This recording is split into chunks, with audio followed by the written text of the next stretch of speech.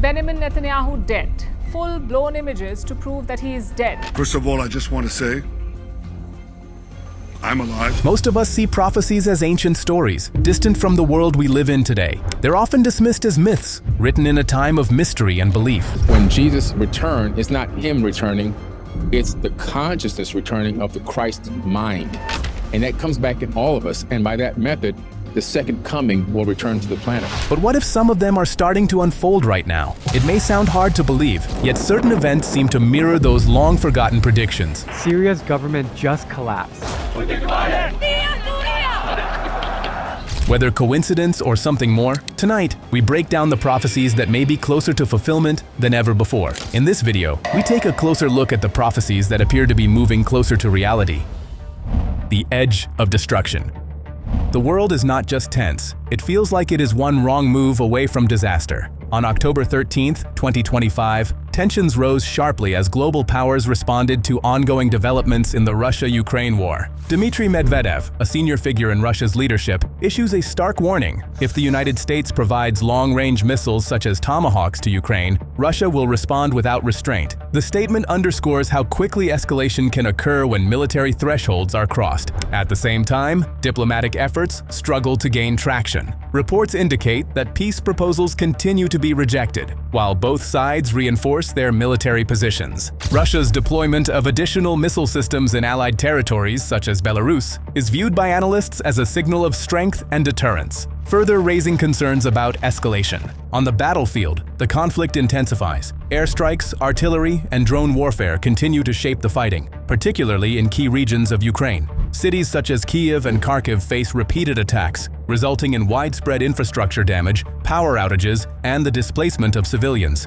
The human cost of the war remains severe. Thousands of soldiers have been killed or wounded, and countless civilians have been affected by the ongoing destruction. Entire neighborhoods have been damaged or destroyed, and recovery is a long and difficult process. Beyond the physical destruction, there is growing concern about the level of tension between major powers. Military movements, weapons deployments, and strategic warnings all contribute to a fragile and uncertain global environment. Some people view these events through a religious or spiritual perspective, drawing connections to passages that speak about conflict, change, and uncertainty in the world. These interpretations are symbolic and vary widely, and they are not considered literal predictions of modern events. What is clear is that the world is experiencing a period of heightened geopolitical risk. The question now is not only what has already occurred, but how nations will respond going forward, and whether diplomacy can prevent further escalation before tensions reach a breaking point.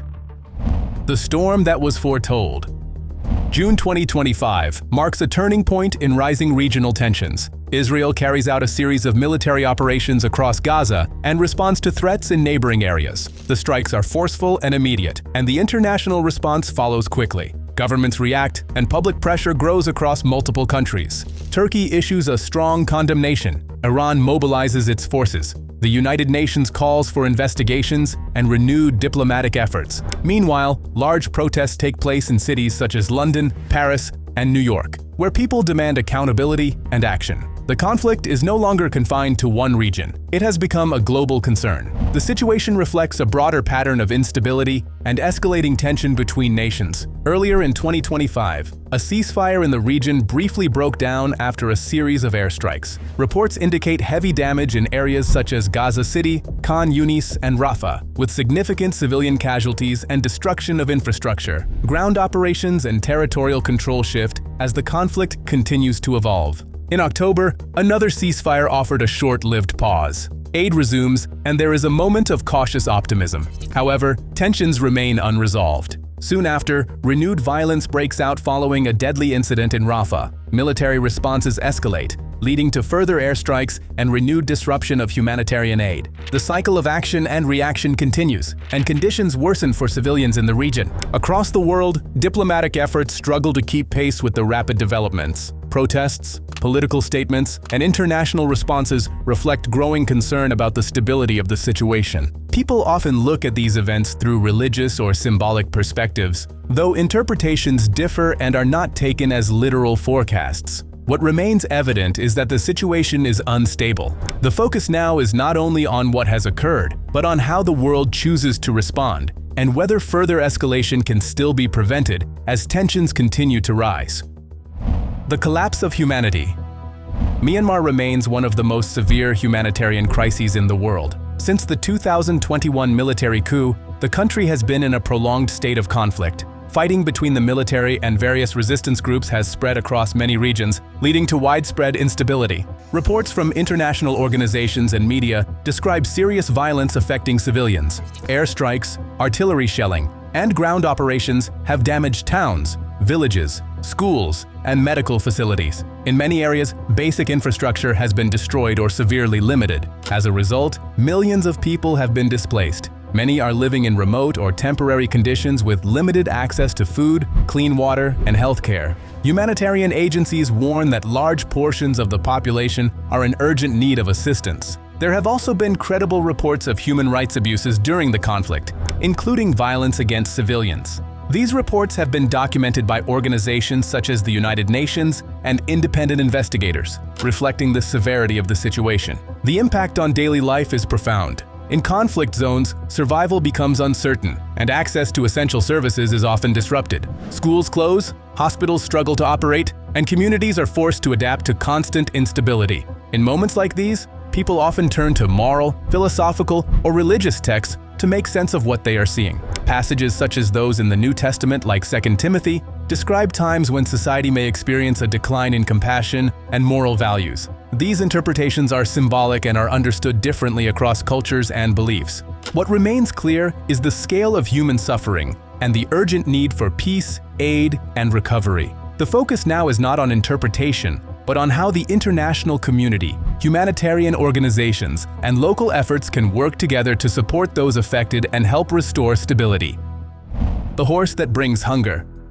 Hunger is no longer just a warning, it is already a reality in parts of the world, and it is having devastating consequences. Sudan is facing one of the most severe humanitarian crises today. Since the outbreak of conflict between the Sudanese armed forces and the Rapid Support Forces in 2023, widespread violence has displaced millions of people and disrupted access to food, water, and medical care. In many areas, conditions have become extremely difficult. Families struggle to find enough to eat, and reports from humanitarian organizations describe severe food insecurity affecting large portions of the population. In the most affected regions, survival depends heavily on limited aid. Cities such as Khartoum and other urban centers have experienced heavy damage due to ongoing fighting. Infrastructure has been destroyed or severely weakened, including hospitals and essential services, making it even harder for people to receive care. Millions of people have been forced to flee their homes. According to international agencies, this displacement has created one of the largest humanitarian emergencies in the world. Children are especially vulnerable, with malnutrition and lack of medical support placing their lives at risk. Economic conditions have also deteriorated significantly. Food prices have risen sharply in many areas due to supply shortages and instability. For many families, even basic staples have become difficult to afford. Some perspectives interpret these conditions through religious or symbolic lenses, often referencing passages like those in the Book of Revelation that use imagery related to famine and scarcity. While these readings can be meaningful, they are generally viewed as symbolic rather than direct predictions of modern-day events. What is clear is that Sudan is facing a critical humanitarian situation that requires urgent attention and coordinated global support. The focus now is on providing aid, restoring stability, and helping affected communities rebuild their lives. The priority is not interpretation, but action working to reduce suffering and address the urgent needs of millions of people. When the earth strikes back. Violence does not stay confined to conflict zones. It spreads, it is stressful, and sometimes it turns the very ground beneath people into a threat. Myanmar has been going through a difficult period marked by conflict and disruption, affecting everyday life for many people. In several regions, essential services are hard to access, and communities are left struggling with damaged infrastructure and limited resources. This ongoing situation makes it even harder for people to cope when unexpected challenges, such as natural disasters, occur. This already fragile environment becomes even more vulnerable when natural disasters occur. Earthquakes are a real risk in the region. When they strike, the damage can be severe. Buildings collapse, roads break apart, essential systems like electricity and gas can fail without warning. When those systems fail, new dangers can appear. Fires may break out and spread quickly. Emergency response teams can struggle to keep up. The situation becomes harder to control. Thick smoke and widespread destruction make survival even more difficult. Visibility drops. Communication becomes harder. Reaching affected areas takes time. For those trapped in the middle of it all, the experience can feel overwhelming and chaotic. Some people interpret events like these through a spiritual or symbolic lens, drawing meaning from texts such as the Book of Joel. These interpretations often use imagery like fire, smoke, and disturbances in nature. While meaningful to many, these readings are symbolic and not considered literal predictions of specific modern events. What remains clear is this: regions facing both conflict and natural disaster are among the most vulnerable in the world. When these challenges overlap, recovery becomes more complex. The need for support grows rapidly. In these moments, the focus must stay on action: saving lives, delivering aid, restoring stability, strengthening communities. These efforts are essential for recovery and long-term resilience. Rather than viewing these events as predetermined outcomes, they are best understood as urgent human challenges. They call for coordination, they call for preparedness, and above all, they call for compassion and sustained support. If you've made it this far, please hit the like button. It really helps the channel. Now back to the next. The northern storm rises. A strike from the north is often interpreted as a signal of rising tension, and in this case, it draws immediate global attention. In July 2025, tensions along the Israel-Lebanon border escalated once again. Rocket fire from Hezbollah toward northern Israel, including areas such as Kiryat Shmona, prompts a rapid military response. Exchanges of fire between both sides reflect the long-standing volatility of the region. Israel responds with airstrikes and targeted operations aimed at reducing immediate threats. These operations, while often limited in duration, can have a significant impact on infrastructure and military assets. At the same time, they increase regional tension and raise concerns about further escalation. Hezbollah, for its part, has developed a range of capabilities over time, including rockets and drones. The use of such systems has become part of modern asymmetric warfare, where non-state groups and state actors both employ advanced technology in conflict. The involvement of external actors, including regional powers like Iran, is often discussed in analyses of the conflict. Iran has historically provided support to allied groups in the region, contributing to the broader strategic complexity of the situation. The result is a highly tense environment, where actions and responses are closely watched by the international community. Civilians on both sides are often the most affected, facing displacement, infrastructure damage, and ongoing uncertainty. Some people interpret regional conflicts through the lens of ancient texts, such as the Book of Ezekiel, which describes symbolic references to forces from the north and surrounding regions. These interpretations are meaningful to some, but they are not considered literal predictions of modern geopolitical events. What is clear is that the region remains highly unstable, with multiple actors, interests, and long-standing tensions shaping each development. Rather than indicating a predetermined outcome, these events highlight the importance of diplomacy, restraint, and international cooperation. The key question is not about prophecy, but about prevention, how escalation can be avoided and stability maintained in a region where the stakes are already extremely high. The barrier is falling.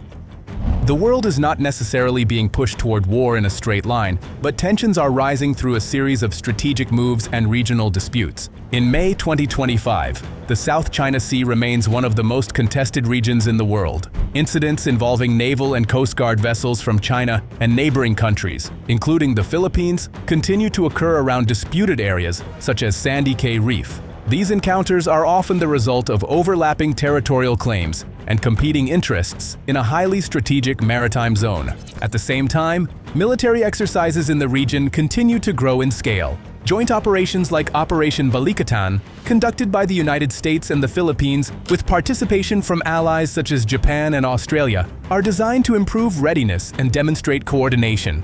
These exercises include modern military capabilities, including anti-ship systems and coordinated defense strategies. From a geopolitical perspective, analysts view these developments as part of a broader competition for influence in the Indo-Pacific. Control over sea lanes is critical for global trade, energy transport, and military positioning, making the region highly sensitive to any escalation. China continues to assert its presence in the South China Sea, maintaining its claims and strengthening its capabilities. Neighboring countries and allied powers respond through diplomacy, defense partnerships, and military preparedness. This creates a dynamic where actions by one side often lead to reactions by others. Some people interpret global tensions through religious texts such as the Book of Revelation, drawing symbolic parallels between modern events and ancient imagery. These interpretations vary widely and are not considered literal or predictive by historians or political analysts. There is also ongoing discussion about relationships between major global powers, including China, Russia, and Iran, particularly in terms of economic ties and strategic cooperation. What is clear is that the global environment is complex and interconnected. The key focus moving forward is not inevitability, but stability. How nations manage competition, reduce risks, and avoid escalation in a world where small incidents can have far-reaching consequences.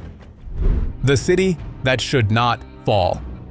An ancient city stands at the center of one of the world's most complex and fragile regions. Damascus is often described as one of the oldest continuously inhabited cities in the world, with a history spanning thousands of years. Over that time, it has endured empires, invasions, natural disasters, and periods of conflict, yet it has continued to exist. The Book of Isaiah, a religious text, includes symbolic language that some interpret as describing the future of Damascus. These interpretations vary widely and are not considered literal predictions by historians or scholars. In recent years, Syria has experienced significant instability following years of civil war. The country remains politically and militarily fragile, with shifting alliances and ongoing tensions between various internal and external actors. Periodic clashes between different groups have continued in parts of the country, reflecting the complex and often localized nature of the conflict. These events can escalate quickly, leading to casualties and further instability in affected areas.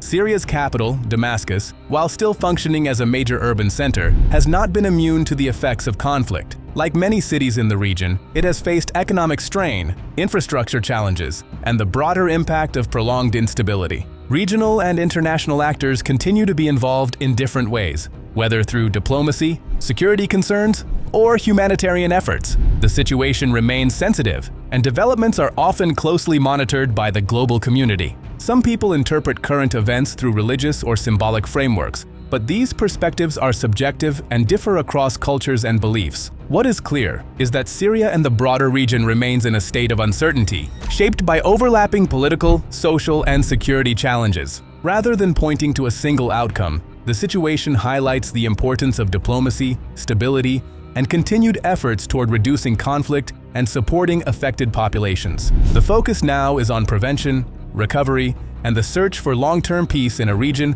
that continues to face significant challenges. When the sea roars.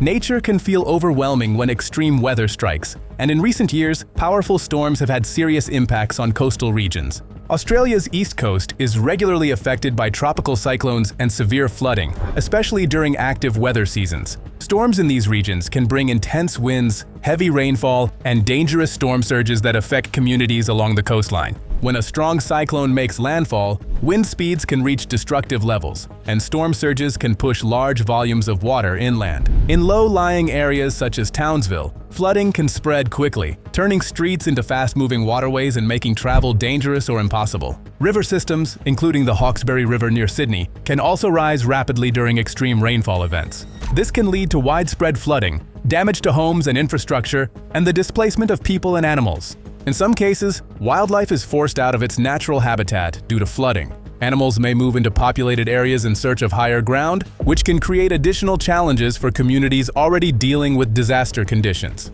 Emergency responses often involve coordination between local authorities and international partners when the situation is difficult. Countries such as Australia may receive assistance from allies like New Zealand or the United States during major natural disasters. People who experience these events often describe the sound and force of storms in intense ways, reflecting the fear and power of what they witnessed. Some interpret natural disasters through religious or symbolic texts, such as passages in the Book of Luke that describe roaring seas and distress. These interpretations are meaningful to some, but they are symbolic and not considered literal predictions of specific modern events. What is clear is that severe weather events can have serious and lasting impacts on communities. The focus in these situations is on preparedness, response, and recovery, ensuring that people are protected, supported, and able to rebuild after disasters. As weather patterns become more extreme in some regions, understanding risk and improving resilience becomes increasingly important. The sky that bled fire. Extreme wildfires have become an increasing concern in parts of the United States, including Southern California. In regions like Los Angeles, seasonal winds such as the Santa Ana winds can reach high speeds and create conditions where fires spread rapidly. When combined with dry vegetation and high temperatures, these winds can turn small ignition sources into fast-moving and dangerous wildfires. Firefighters responding to large wildfires often face intense conditions. In extreme heat, materials such as vehicles and buildings can sustain significant damage or collapse. Wildfires can spread unpredictably, especially when wind conditions shift rapidly, making containment difficult. When multiple fires occur at the same time, the impact on communities can be severe. Large areas of land can burn, thousands of structures can be damaged or destroyed, and many people may be forced to evacuate their homes. These events can also lead to major economic losses and long-term recovery efforts. Wildfire smoke can spread across large distances, sometimes coloring the sky and reducing air quality. At night, the combination of smoke, fire, and light can create intense visual effects, which can feel dramatic and unsettling for those experiencing the event. Some people interpret natural disasters through religious or symbolic texts, such as passages in the Book of Revelation that describe fire and smoke. These interpretations are symbolic and vary widely, and they are not considered literal predictions of specific modern events. There is no verified evidence linking specific policy changes or unrelated events to natural disasters in a cause-and-effect way. Wildfires are explained by environmental conditions, climate patterns, and ignition sources, not by social or political decisions. What is clear is that wildfires are a serious and recurring challenge, especially in fire-prone regions. The focus remains on prevention, preparedness, firefighting efforts, and community resilience. The key question is not about meaning, but about how to reduce risk, protect communities, and better manage the increasing threat of extreme fire conditions. Prophecies that are about to be fulfilled remind us that time is never still. History bends toward its quiet conclusions. Whether whispered in ancient texts or modern predictions, they stir curiosity and caution. As signs align and moments converge, we stand at the edge of unfolding truths, watching futures arrive not with certainty, but with possibility, meaning, and profound anticipation ahead still.